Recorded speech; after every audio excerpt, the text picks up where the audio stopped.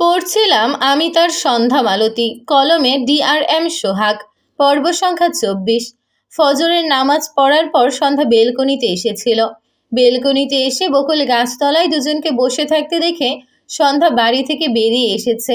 Balcony থেকে আকাশ আর JDK চিনতে পারেনি, তবে বাগানে আকাশদের কাছাকাছি এসে চিনতে পারে।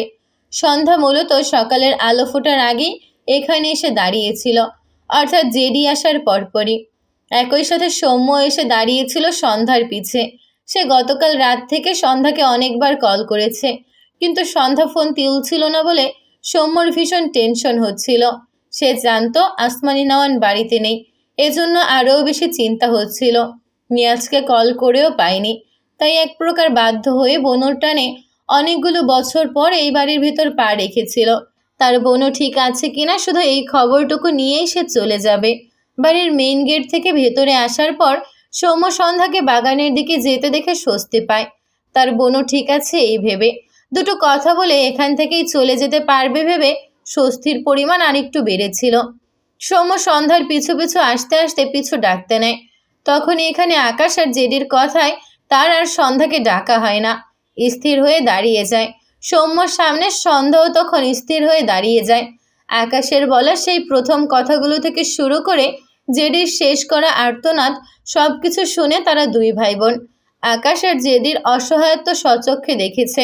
আকাশের গত 1 বছরের করা কর্মকাণ্ডের কথা জেনেছে, সৃজনকে রক্ষা করার কথা জেনেছে, আড়াল থেকে সৌম্যকে আগলে রাখার কথা জেনেছে তাদের ছোট্টবেলায় হারিয়ে যাওয়া সেই অধীর ভাইয়া এখনো বেঁচে আছে, যে ভাগ্যের কাছে হেরে গিয়ে তার প্রাণকে খুব বাজেভাবে হারিয়ে ফেলেছে। দুই ভাই বোন ভেজা চোখ নিয়ে নিচু হয়ে বসে আকাশের দিকে দুহাত বাড়িয়ে দেওয়া জেরির পানে চেয়ে আছে। সন্ধ্যার স্মৃতির পাতায় ভেসে ওঠে ছোটবেলার তার একমাত্র খেলার সাথী অধীর ভাইয়ার সাথে কাটানো কিছু মুহূর্তের মাঝে একটি দৃশ্যপট। কি চাই তোর সন্ধ্যা প্রাণ, শুধু একবার বল, আমি এক্ষুনি সব এনে দিচ্ছি। অধীরের কথা শুনে ছোট্ট সন্ধ্যা বিরক্ত হয়ে বলে, আবার আমাকে অন্য নামে ডাকছ? আমার নাম শুধু সন্ধ্যা, শুধু সন্ধ্যা, বুঝলে? অধীর হেসে মাথা নেড়ে বলে, না বুঝিনি। সন্ধ্যা চোখ পাকিয়ে বলে, কেন বোঝনি? অধীর সন্ধ্যাকে টেনে মাঠে ঘাসের উপর বসায়। এরপর সেও সন্ধ্যার পিছনে হাঁটু মুড়ে বসে সন্ধ্যার কোমর সমান খোলা চুলগুলো নেড়ে চড়ে বলে, সবসময় এভাবে চুল ছেড়ে থাকিস কেন? সন্ধ্যা চোখ মুখ কুচকে চেঁচিয়ে বলে, আমার চুল ছাড়ো অধীর ভাইয়া, লাগছে। অধীর হাত দিয়ে চুলের জট ছাড়াতে ছাড়াতে বলে, সারাদিন চুল ছেড়ে রাখার ফল এটা। এরপর পকেট থেকে একটি সুন্দর রাবার ব্যান্ড বের করে সন্ধ্যার চুল উঁচু করে ঝুঁটি করে দেয় আর বলে, তোর চুল একদিন হাঁটুর নিচ ছাড়িয়ে যাবে, ভুলেও চুল কাটার কথা মাথায় আনবি না। তোকে কষ্ট করে কিচ্ছু করতে হবে না, চুল তোর, যত্ন আমার, বুঝলি প্রাণ? আর তাছাড়া বউ বানাবো তোকে আমি, তাই তোর উল্টো কথা আমি বুঝি না। কথাটা শুনে সন্ধ্যা অধীরের দিকে তাকায়, মুখ ভেঙিয়ে বলে, হব না তোমার বউ, সারাদিন প্রাণ প্রাণ বলে মাথা খেয়ে ফেলো আমার। অধীর সন্ধ্যার কান টেনে ধরলে সন্ধ্যা চেঁচিয়ে বলতে থাকে, হব হব, তোমারই বউ হব। কান ছিঁড়ে গেল আমার, কান ছাড়ো। আহ! অধীর সন্ধ্যার কান ছেড়ে দেয়। সন্ধ্যা কান ডলতে ডলতে অধীরের দিকে চেয়ে বলে, আমি যা যা চাইবো সব দিতে হবে কিন্তু। অধীর হেসে বলে, পাক্কা, সব দিব। কি চাই তোর? সন্ধ্যা দুষ্টুমি হেসে বলে, সকালে একবার রাতে একবার তোমাকে ঝাঁটা দিয়ে পেটাতে দিতে হবে। অধীর কেশে ওঠে। আবারও সন্ধ্যার কান টেনে ধরতে নিলে সন্ধ্যা তার আগেই মাঠ থেকে উঠে দাঁড়িয়ে অধীরকে মুখ ভেঙিয়ে দৌড় দেয়। খিলখিলিয়ে হাসতে থাকে। ঘাড়ে ঝুলিয়ে রাখা ওড়না দুহাতে ধরে দৌড়াচ্ছে। অধীর সন্ধ্যাকে ধরতে না পেরে সন্ধ্যার পিছু দৌড়ায়। হাত উঁচু করে বলে, এই দাঁড়া, 2 আঙুল সমান মেয়ে হয়ে আমাকে ঝাঁটাপেটা করতে চাস? কত বড় সাহস! সন্ধ্যা দৌড়াতে দৌড়াতে একবার পিছু ফিরে অধীরের উদ্দেশ্যে বলে, ওহো, তো এই 2 আঙুলের মেয়েকে বিয়ে করতে চাও কেন? লজ্জা নেই? অধীর কিছু বলতে গিয়েও হেসে ফেলে। হাঁপিয়ে গিয়ে দাঁড়িয়ে পড়ে, নিজেকে সামলে বলে, তুই হাফ আঙুল সমান হলেও তোকেই বিয়ে করব, পাকনা বুড়ি। 7 বছরের সন্ধ্যা বিয়ে ভালোবাসা এসব না বুঝলেও অধীরের এসব কথা তার বেশ ভালোই লাগতো। প্রাণ খুলে হাসত। অধীর ভাইয়ার সাথে এমন ধরার খুনসুটি দিনের শেষ নেই সন্ধ্যার। সন্ধ্যা তখন ভালো লাগা ভালোবাসার মানে বুঝতো না, কিন্তু তার খেলার সাথী, খুনসুটির সাথী অধীর ভাইয়াকে হারিয়ে পাগলের মতো কেঁদেছিল। অধীর হারিয়ে যাওয়ার পর সন্ধ্যা সেই গ্রাম ছেড়ে আসার পর সন্ধ্যার যখন অধীরকে খুব মনে পড়তো, তখন অবশ্য সন্ধ্যা একা একা পুকুর পাড়ে বসে কাঁদতে কাঁদতে বলতো, অধীর ভাইয়া আমাকে বউ তো বানালোই না, শুধু মিথ্যা বলে চলে গেল। মিথ্যুক অধীর ভাইয়া। সব কিছু সন্ধ্যার স্পষ্ট মনে না থাকলেও সেই স্মৃতিগুলো একেবারে অস্পষ্ট নয়। বাচ্চাকালের পুরনো দিনগুলোর কথা ভেবে সন্ধ্যার দু চোখ বেয়ে নোনা জল গড়ায়। দৃষ্টি জেডিরূপী অধীরের পানে। সন্ধ্যার পিছনে দাঁড়ানো সৌম্য স্তব্ধ হয়ে দাঁড়িয়ে আছে। জেডি যে তাদের অধীর ভাইয়া এটা কখনো কল্পনাতেও আসেনি। সৌম্যর মনে আছে ভার্সিটি লাইফের কথা। ভার্সিটির ফার্স্ট ইয়ারের শেষের দিকে জেডি তার কাছে এসে বলেছিল সে তার বোনকে বিয়ে করতে চায়। হঠাৎ জেডির থেকে এহেন প্রস্তাব পেয়ে সৌম্য ভীষণ অবাক হয়েছিল। ভার্সিটির প্রথম থেকেই জেডিকে ভীষণ উচ্ছৃঙ্খল একজন মানুষ হিসেবে চিনে এসেছে সৌম্য। সাথে আকাশও ছিল। তবে আকাশ জেডির তুলনায় একটু কম ছিল। জেডির থেকে পাওয়া নিজের বোনের জন্য পাওয়া প্রস্তাবটি সৌম্যর একটুও ভালো লাগেনি। সে মুখের ওপর না করে দিয়েছিল। এমন মানুষের সাথে সে তার বোনের জীবন কিছুতেই জড়াতে দিবে না বলেছিল। জেডিকে তার ফ্ল্যাট করা লোকদের ফেলেছিল সৌম্য। জেডির চালচলনে এমন মনে হতো। যদিও যেটি মেয়েদের সাথে মিশত এমন নয়, তবে জেডির গেট আপ, কথা বলার ধরনই এমন ছিল। এজন্য আকাশের অ্যাক্সিডেন্টের পর 4 মাসের মাথায় আকাশের সাথে সাথে যখন জেডির সাথেও দেখা হয়েছিল, তখন সৌম্য তার অসুস্থ বোনকে নিয়ে জেডির গাড়িতে উঠতে সংকোচ বোধ করেছিল। সেদিনও জানতো না এটাই তাদের সেই অধীর ভাইয়া। সে হারিয়ে যাওয়ার পর থেকে তাদের জীবন এলোমেলো হওয়া শুরু হয়েছিল। অধীর ভাইয়া মারা গিয়েছে জেনে সে কত চিৎকার করে কেঁদেছে। গ্রামের মানুষ তার কান্না দেখতে এসেছে। অধীর মারা যাওয়ার পর সৌম্য নদীর পাড়ে মাছ মারতে গিয়ে মাছ না মেরে নদীর পাড়ে বসে বসে কাঁদত। মনে হতো মায়ের বকার থেকে আর কেউ বাঁচাতে আসবে না। কতদিন নদীর পাড়ে বসে নিঃশব্দে কাঁদতে কাঁদতে ভাবত অধীর ভাইয়া আর বলতে আসবে না। বড় ভাই থাকলে ছোট ভাইদের এত টেনশন করতে হয় না। আর কখনো ভাইয়ের মতো তার মাথায় হাত বুলিয়ে দিতে আসবে না। যাকে নিয়ে এত সব অনুভূতি ছিল, আজ শুনছে সেই অধীর ভাইয়া নাকি দিব্যি বেঁচে ছিল, আজও বেঁচে আছে। যা যা ঘটেছে তার বোনকে কেন্দ্র হয়ে সৌম্যর মনে পড়ে এক সময়ের চিন্তিত অধীরের বলা কথা। অধীর তার দুহাতের মাঝে সৌম্যর দুহাত আঁকড়ে ধরে বলেছিল, সৌম্য শোনো, আমার কোনো প্রবলেম হলে আমি ইংল্যান্ড থেকে বা ঢাকা থেকে ফিরতে লেট করলে তুমি যেন আমাকে দেওয়া কথা ভুলে যেও না। সৌম্য ভ্রু কুঁচকে বলেছিল, কি ভুলে যাব অধীর ভাইয়া? অধীর মলিন মুখে বলেছিল, আসলে এই গ্রামে আসতে মাঝে মাঝে আমার অনেক প্রবলেম হয়, কারণ বলতে পারবো না। তুমি শুধু তোমার বোনকে আমার জন্য রেখে দেবে। শুনেছি গ্রামের মেয়েদের অনেক তাড়াতাড়ি বিয়ে হয়ে যায়। কথাটা শুনে সৌম্য শব্দ করে হেসেছিল অনেকক্ষণ। অধীর হাসেনি। তার চোখে মুখে চিন্তা ছিল। বাবার সাথে এই গ্রামে আসা নিয়ে সবসময় ঝামেলা লাগে তার। সেটা নিয়ে অধীরের যত চিন্তা ছিল। সৌম্য নিজেকে সামলে বলেছিল, আপনার জন্য আমার বোনকে রেখে দেওয়ার কথা আপনি প্রতিদিনই বলেন। আমি তো বলেছি আমি জীবনেও আমার বোনকে অন্য জায়গায় বিয়ে দিব না। তবু আপনি প্রতিদিন এভাবে বলেন। এক কথা আর কতবার বলবেন? মনে হয় প্রেম হওয়ার আগেই ছ্যাঁকা খাচ্ছেন আপনি। অধীর সৌম্যর কথা শুনে হেসে ফেলেছিল। সৌম্যর কাঁধে হাত রেখে বলেছিল, আমি ভীষণ ভয় পাই সৌম্য। তুমি এখন বুঝবে না। যেদিন আমার জায়গায় আসবে সেদিন বুঝবে। আপাতত আমাকে দেওয়া কথা রাখবে। আর কিচ্ছু করতে হবে না। সৌম্য হেসে বলেছিল, অবশ্যই রাখবো অধীর ভাইয়া। পুরোনো দিনের কথাগুলো ভেবে সৌম্যর ভেতর থেকে শব্দহীন চিৎকার বেরিয়ে আসে।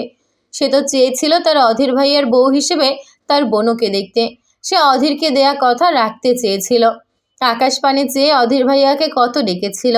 অধীর ভাইয়া হারিয়ে গিয়েছিল। ভাগ্য তাদের কারো সহায় হয়নি। কোথায় জেনে শুনেছিল, আমরা যা দেখে সবচেয়ে বেশি ভয় পাই, আল্লাহ সবার আগে নাকি আমাদের সেই পরিস্থিতিতেই ফেলে দেয়। কথাটা এতদিন সৌম্যর কাছে বানোয়াট মনে হলেও আজ কেন যেন বিশ্বাস করতে ইচ্ছে করলো।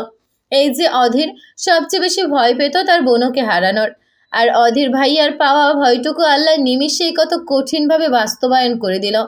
অধীর ভাইয়ার ভাগ্য তার বোনকে শুধু হারিয়েই ক্ষান্ত হয়নি, তার বোনকে হারানোর কারণ হিসেবে আল্লাহ অধীর ভাইয়ারই সবচেয়ে প্রিয় বন্ধুকে বেছে নিয়েছে। সৌম্য ঝাপসা চোখে একধনে চেয়ে রইল জেডিরূপী অধীরের পানে। আকাশ জেডির দিকে চেয়ে ভাঙা গলায় বলে, সব বাদ দিয়ে যদি এসে বলতি আমার সন্ধ্যামালতিই তোর প্রাণ, তবে আমি সন্ধ্যামালতিকে তোকে দিয়ে দিতে না পারলেও নিজে মরে যেতাম। তোর চোখের সামনে আমি আর সন্ধ্যামালতি সুখে সংসার করে তোর বুকের দহন বাড়াতাম না।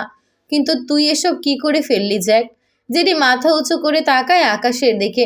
ধরা গলায় বলে, আমার প্রাণকে আমাকে দিয়ে দিতে পারতি না কেন? আকাশ ঢোক গিলে বলে, আমি ছাড়া ওকে ছোঁয়ার অধিকার আমি কাউকে দিব না, সেটা তুই হলেও। জেডি মলিন মুখখানা আরও মলিন হলো, বলে, আর আমাকে দেওয়া কথা সব ভুলে গেলি? আকাশের বুকের যন্ত্রণা বৃদ্ধি পায়, শ্বাস চেপে বেঁধে আসা গলায় বলে, আমার সন্ধ্যা মালতীর জন্য হাজারটা কথার বরখেলাপ করে অসম্মানের ভার বইতে পারি আমি। জেডির বেদনা মিশ্রিত দুচোখ বেয়ে নোনা জল গড়ায়, দুর্বল শরীরটা ধীরে ধীরে টেনে তোলে। আকাশের দিকে সামান্য এগিয়ে এসে আকাশের মুখোমুখি হয়ে বলে, তাহলে আমিও আমার সন্ধ্যা প্রাণের জন্য বিশ্বাসঘাতক হতে পারি। আকাশ ঢোক গেল, চোখ দুটো বড্ড ব্যথা, এক বুকে কত শত আঘাত। জেডি দুহাতে চোখ ডলে বলতে শুরু করে, যে এভির দেখা পাবার আশায় আমি জেলে বসে মাসের পর মাস গুনেছি, এভি আমার খোঁজ নিতে আসবে ভেবে প্রতিনিয়ত অপেক্ষা করেছি। অপেক্ষার প্রহর ফোরাতো না বলে কত শত অশ্রুকণা ঝরিয়েছি। সেই এভি আমাকে ভুলে আমার প্রাণকে নিয়ে কত সুখে সংসার করছিল। একটা সময় এসে তুই, সৌম্য, সন্ধ্যাপ্রাণ সবাই আমাকে একেবারে ভুলে গিয়েছিলি। কেউ আমাকে একটুও মনে রাখিসনি এভি। আমি কি তোদের জন্য কিছুই করিনি? কোনো কারণ ছাড়াই আমার উপর তোর আগে থেকেই এতটা রাগ আর ঘৃণা জমেছিল যে পরবর্তীতে আমার সাথে দেখা হওয়ার পরও আমার ব্যাপারে সামান্য একটু খোঁজও নিসনি। আমি খারাপ তা আমি জানি এভি, কিন্তু তুই লাস্ট 7-8 বছরে মনুষ্যত্বর খাতিরেও আমার একটা খোঁজ নিসনি। আর ওই 4 বছর মরে গেছি নাকি বেঁচে আছি সেই খোঁজটাও নিসনি এভি। কথাগুলো বলে জেডি ডান হাতের বুড়ো আঙুল দ্বারা ডান চোখের নোনা পানি ছিটকে ফেলে। আকাশ মলিন মুখে জেডির দিকে চেয়ে আছে, মুখে রানী। মা তাকে যা বলেছিল সেসবের সত্যতা সে পরে বুঝেছিল ঠিকই, কিন্তু সে জেডির ওপর রাগ অভিমান করার পরও জেডিকে আর তার কাছে আসতে না দেখে দুঃখ পেয়েছিল খুব। খোঁজ নিয়ে জেনেছিল জেডি ইংল্যান্ড চলে গিয়েছে। এটা শুনে আকাশের খারাপ লাগার পরিমাণ বাড়ে। এরপর সে জেডির নাম্বারে কল করলে জেডির ফোন বারবার কেটে দেওয়া হতো। আকাশের ভীষণ খারাপ লাগছিল। তার অভিমানের মাত্রা গাঢ় থেকে গাঢ় হলো, কিন্তু জেডি আর বাংলাদেশে আসলো না। আকাশ ভেবেছিল জেডি ইচ্ছে করে তাকে ইগনোর করছে, এই জন্য সে এক প্রকার জেদ করে জেডির আর খোঁজ নেয়নি। বুকে পুষেছিল পাহাড় সম অভিমান। একদিন যেই জ্যাকের পাশে কেউ ছিল না, জ্যাকের বাবা পর্যন্ত ছিল না, সেদিন সে নিজে একটা বাচ্চা হয়ে জ্যাককে বুকে জড়িয়ে নিয়েছিল। সেই জ্যাক তাকে ভুলে গিয়েছে ভেবে আকাশ যেমন কষ্ট পেয়েছিল, তেমনি জ্যাকের একটা ফোনের অপেক্ষা করত। কিন্তু বছর ঘুরলেও সে জ্যাকের থেকে কোনো রেসপন্স পায়নি। সে ভেবেছিল জ্যাকের ভালো অবস্থান হওয়ায় জ্যাক তাকে আর মনে করতে চায় না, তাই সে নিজেও আর জ্যাকের দিকে ফিরে তাকায়নি। কিন্তু তার ভাবনা সব ভুল ছিল। সে অভিমান করে প্রিয় বন্ধুর থেকে দূরে সরে থেকেছে, আর তার প্রিয় বন্ধু সুদূর ইংল্যান্ডের জেলে বসে তার জন্য চোখের জল ফেলেছে। আকাশের নিজেকে ভীষণ অসহায় এক প্রাণী মনে হলো। সে যদি একবার জানতো জ্যাক ওই ইংল্যান্ডের জেলে, তবে সেই বাংলাদেশের মাটিতে আর 1 সেকেন্ডের জন্য থাকতো না। কিন্তু এখানে ভাগ্য তাদের সহায় হয়নি। যেটি ভাঙা গলায় বলে, আসলে আমি সব সময় তোর সাথে চিপকে থেকে থেকে সস্তা হয়ে গিয়েছিলাম, তাই আমার প্রতি তুই বিরক্ত হয়ে গিয়েছিলি, এটা আমি পরে বুঝেছি। আকাশ বিস্ময়ের সাথে ধরা গলায় আওড়ায় জ্যাক। যেটি নিজেকে সামলে গলা ঝেড়ে বলে, জেনে হোক বা না জেনে হোক, আমার সাথে নিষ্ঠুরতার সূচনা তোরাই করেছিলি এভি। আমার লাইফে আমার সবচেয়ে আপন, সবচেয়ে প্রিয় মানুষ তোরা ছিলি, অথচ একটা সময় এসে তোরা সবাই আমাকে ভুলে গিয়েছিলি। তোদের কারো ভাবনায় আমার ছায়াটুকুও ছিল না। এটুকু বলে জেডি আবারও চোখ মুছল। আকাশ ঝাপসা চোখ আর ব্যথাযুক্ত মন নিয়ে কেবল জেডিকে দেখে গেল। পিছনে দাঁড়ানো সন্ধ্যার চোখের বাদ থামে না। সে কেবল জেডি রূপী অধীরকে দেখে। সৌম্যরও একই অবস্থা, প্রত্যেকে যেন অনুভূতিহীন হয়ে গিয়েছে। জেডি আবারও বলে, তোদের সবাইকে সুখে সংসার করতে দেখে আমি থমকে গিয়েছিলাম, সীমাহীন দুঃখ পেয়েছিলাম।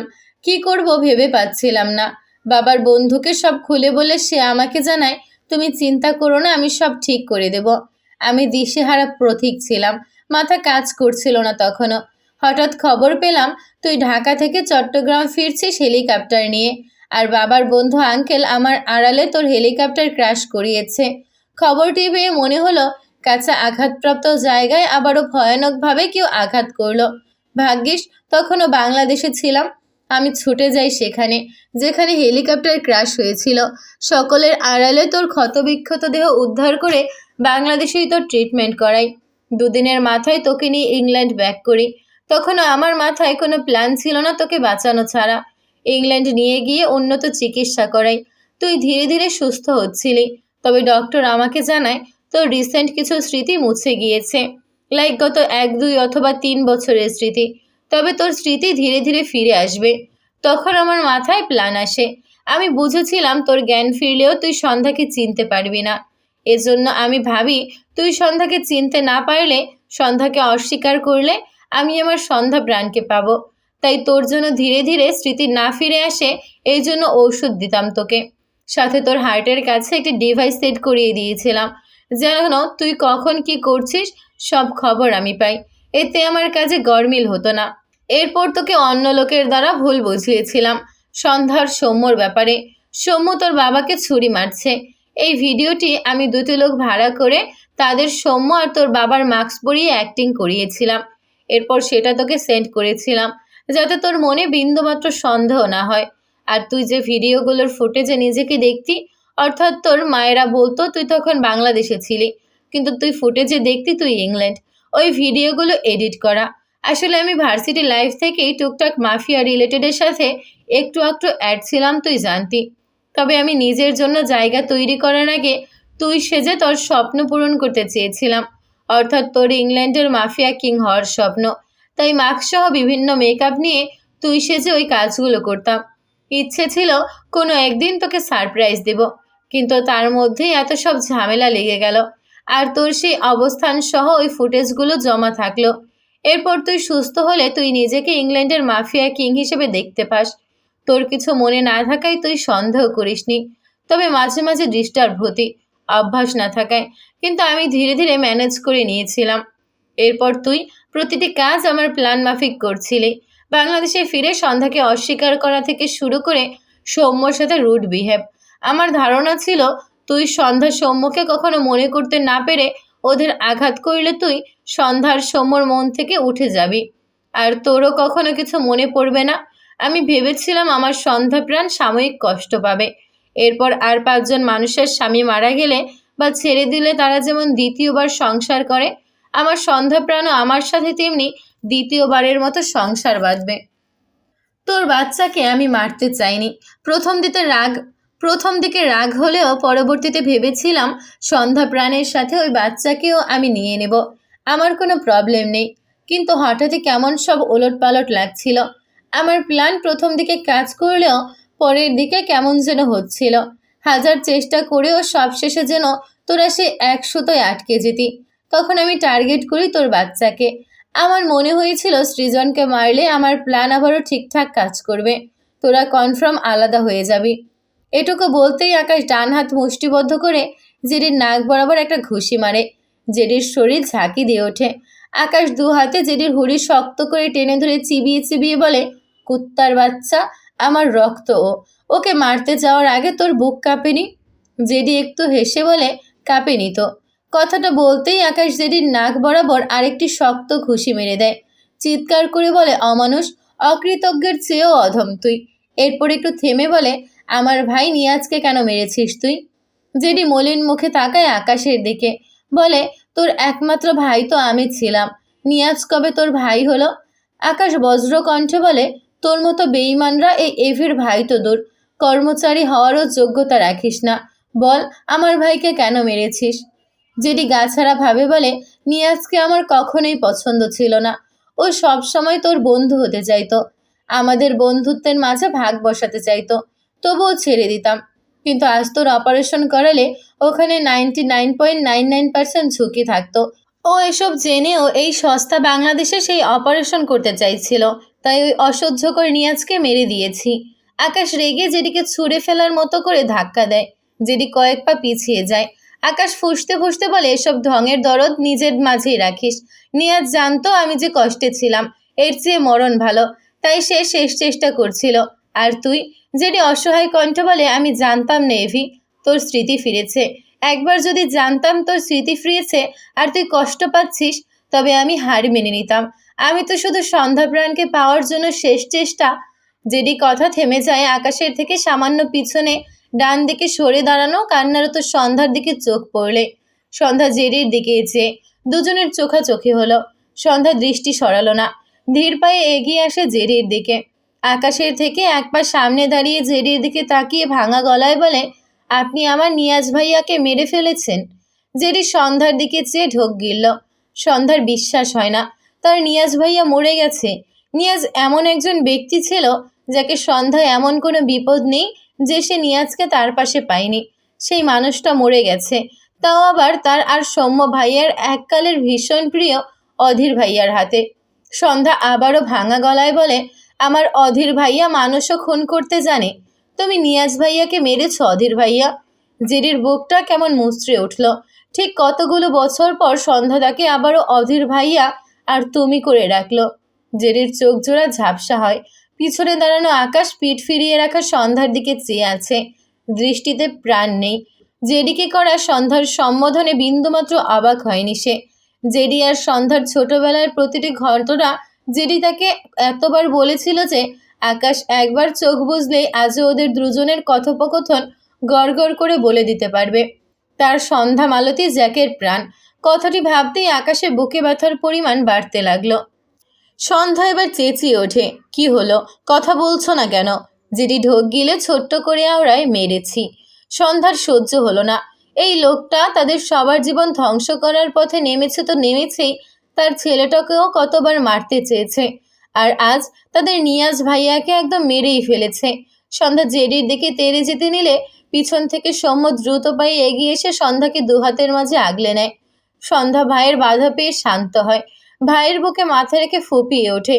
নিয়াজ ভাইয়া নেই, এটা সে কি করে মেনে নেবে? গতকালকেই তাকে নিয়াজ বলেছিল আর 2 দিন অপেক্ষা করতে, তাহলে নাকি সব ঠিক হয়ে যাবে। সব ঠিক করতে গিয়ে নিয়াজ ভাইয়া তার জীবনটাই দিয়ে দিল। সৌম্যর দৃষ্টি জেডির দিকে, জেডির দৃষ্টি সৌম্যর দিকে। সে সৌম্যর দিকে চেয়েই বলে, নিয়াজকে মেরেছি। সৌম্যর ইরাবতীর মুখে অ্যাসিড ছুঁড়ে দিয়েছি, গুলি করে মেরে ফেলতে চেয়েছি। সৌম্যর স্বপ্নের বাড়ি কেড়ে নিয়েছি।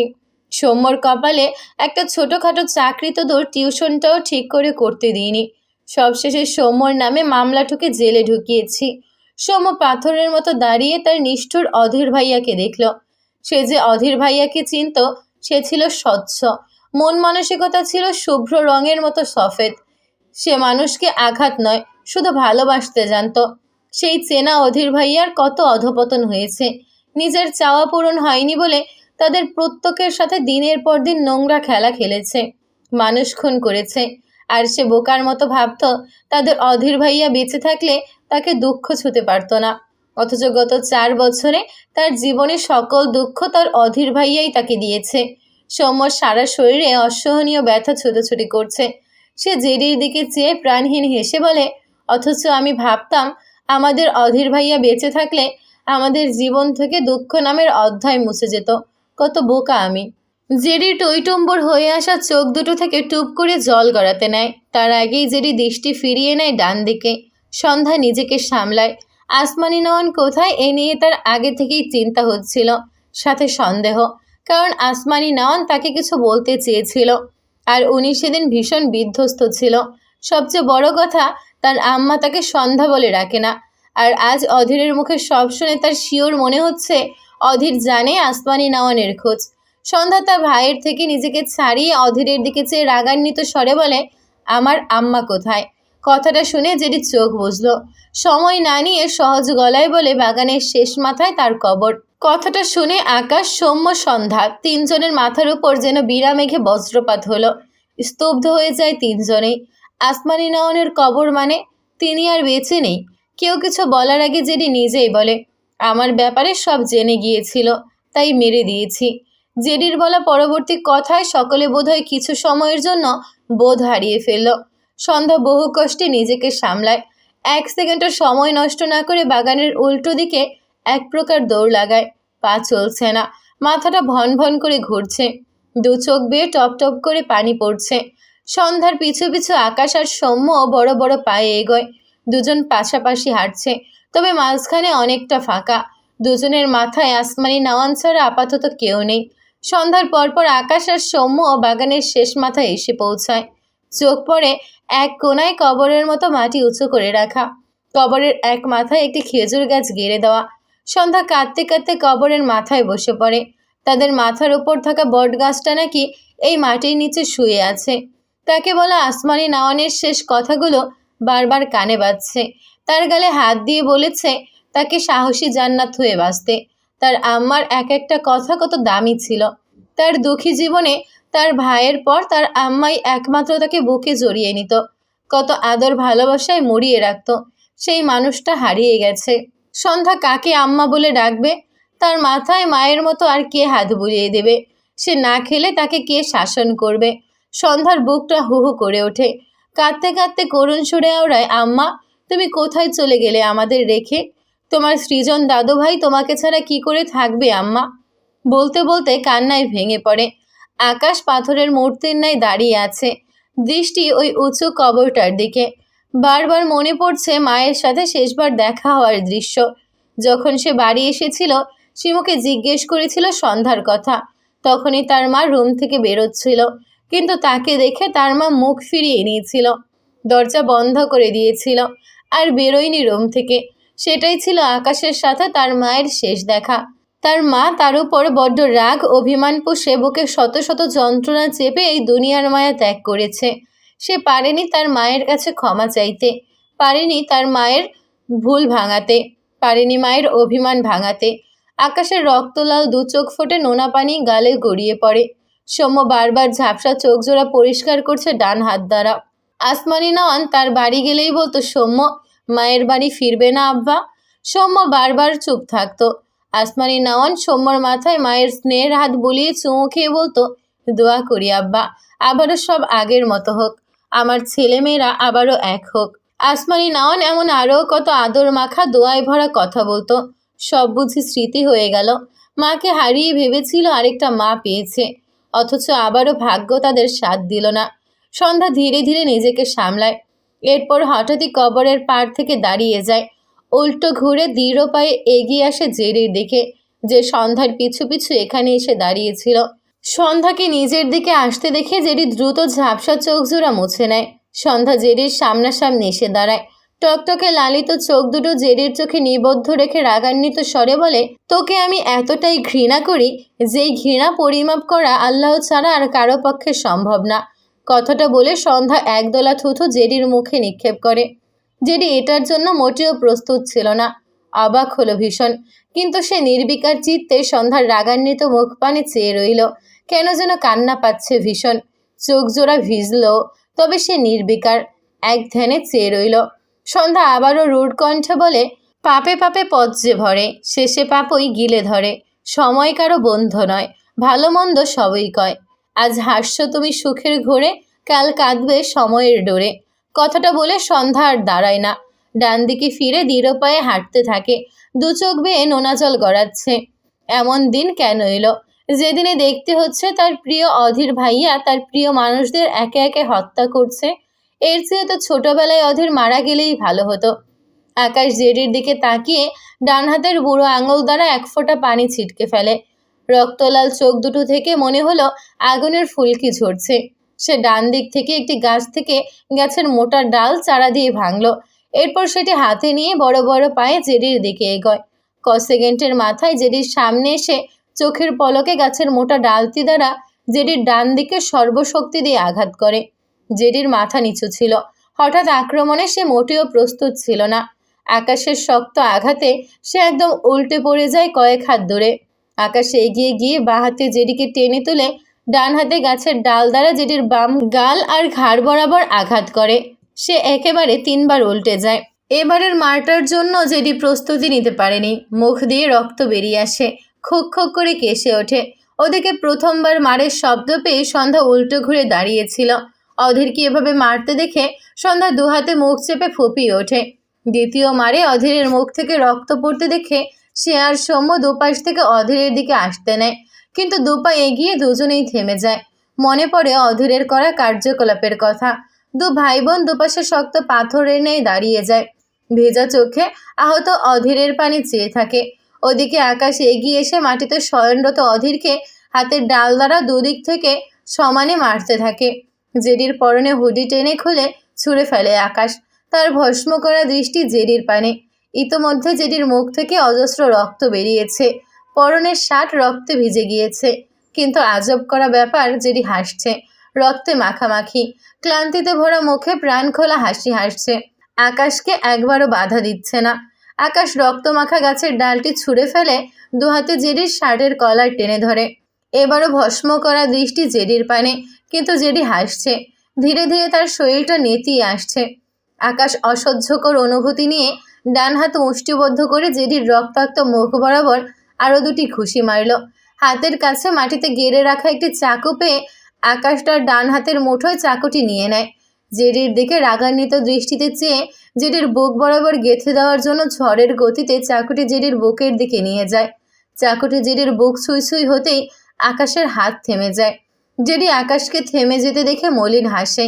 নেতিয়ে যাওয়া রক্তে মাখামাখি শরীর নিয়ে অস্পষ্ট ভাঙা স্বরে বলে, থেমে গেলি কেন?